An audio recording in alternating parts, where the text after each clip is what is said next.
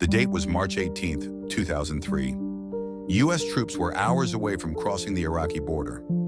Inside the central bank of Iraq, the nation's financial fortress, the final command came down. It wasn't through encrypted channels or secure lines. It was a simple handwritten note bearing the signature of Saddam Hussein. The instruction: clear out the vault. This was not a robbery. This was the largest cash theft in human history, an act of pure, unadulterated power.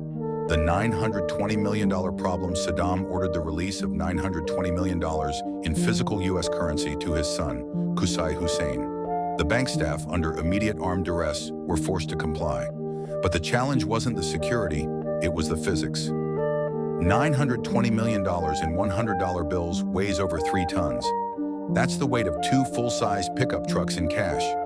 For 5 hours, bank employees manually hauled giant bundles of paper currency out of the vault and loaded them onto a waiting fleet of transport vehicles. They worked against the clock, with the sounds of the approaching war echoing in the distance. When the trucks finally rolled out just before dawn, they carried a fortune large enough to run a small country. The fatal flaw in the missing $270 million. 3 weeks later, U.S. forces found the majority of the money, about $650 million, hidden and hastily buried in one of Saddam's palace complexes. But here is the final, chilling mystery. $270 million was missing.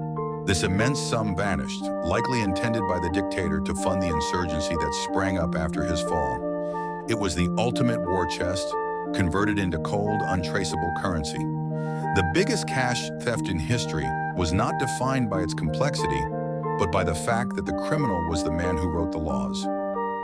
Final call to action. Did that final $270 million successfully finance years of chaos, or is it still buried somewhere in the Iraqi desert? Subscribe to Tag Studio TV right now and click the link to watch the full 10-minute deep dive where we break down the recovery, the insurgency link, and the ultimate fate of the dictator's final command.